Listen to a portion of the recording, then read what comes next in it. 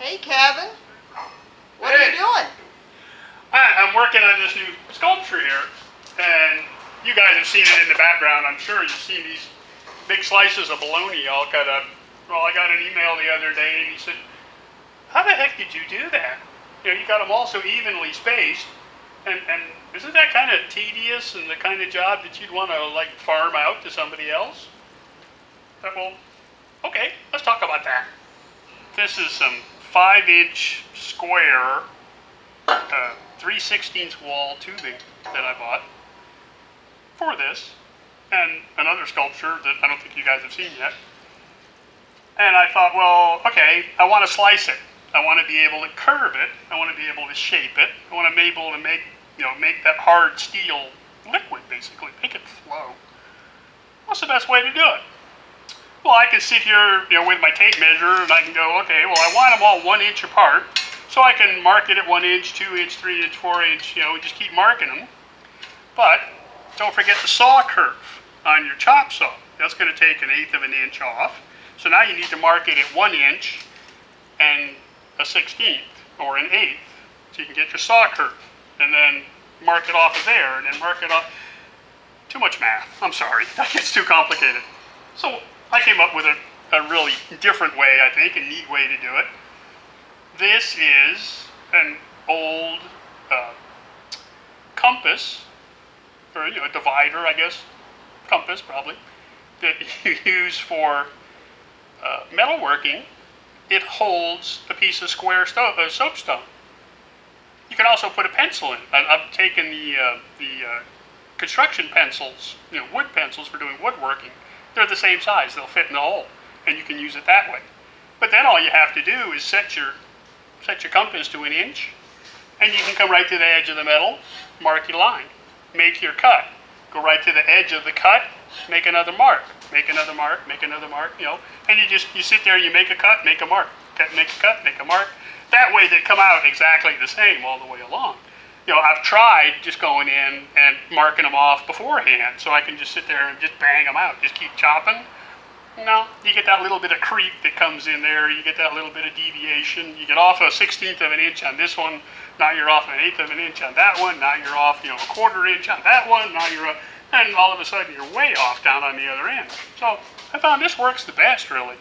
You just make your mark, start, make your mark, do the next one, work your way down. Can you show us? Yeah, we can go over there and make a couple of cuts. This is a piece of scrap left over, so yeah, we can make a few slices.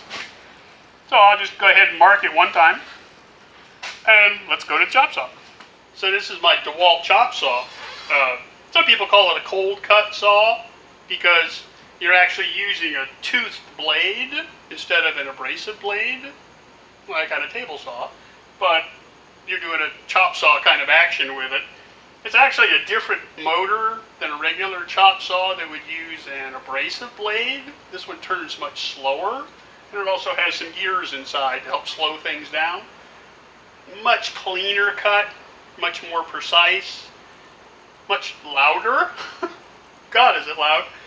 And you get a nice clean edge there. You get a nice weld-ready cut off of it, where with an abrasive blade, if you hog it a little bit, it'll the blade will twist a little. You'll get a little warp on it. I find it works better than the abrasive blades. But you can see that I don't have much room left. 5 inch is about the biggest I can get in here. So you can see when I start to make this cut, the blade actually doesn't come all the way to the bottom of the metal.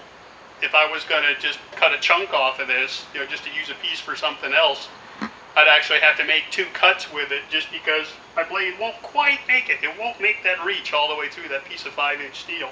So I'd have to make a cut and then flip the metal to go ahead and finish the cut because I can't reach all the way through. Well, that actually works out okay doing this, where I'm making all these slices, because then I know I'll never cut all the way through the metal. So let me jig it up in here.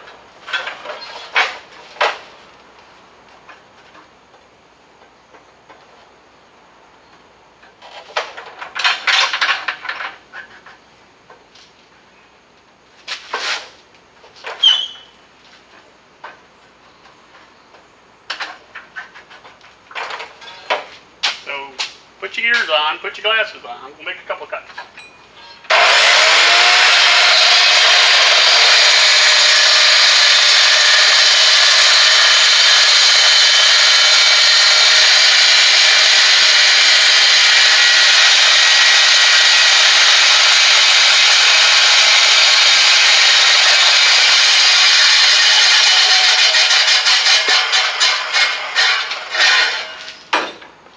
So I made my first cut, my starting cut there, and now I'll just go ahead and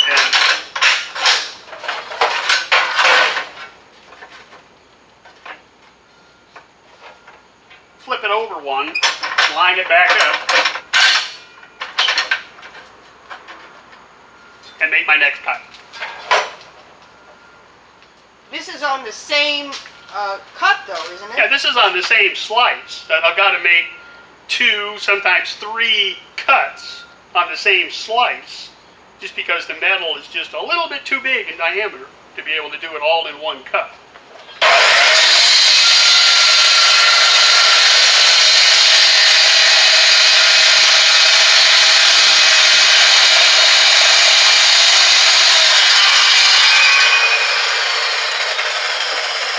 So now I've got my slice all the way into the bottom. So I've got the same amount of space here at the bottom of the metals for my joint, where I'm actually going to bend the steel once I get it back to the bench. So now I can just come back in and get back to the side I started on, because remember I made one cut and flipped it over.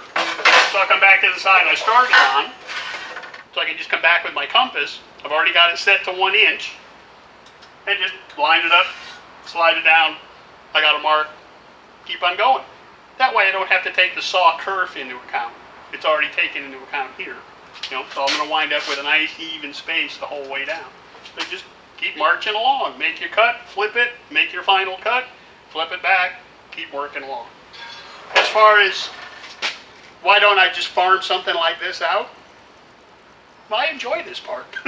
I enjoy playing with the saw. I enjoy making all the cuts, watching all the chips fly. It's part of working with metal. It's part of being an artist. For me, that's fun. Well, let me get back to what I'm doing over there. I'll see you guys next time.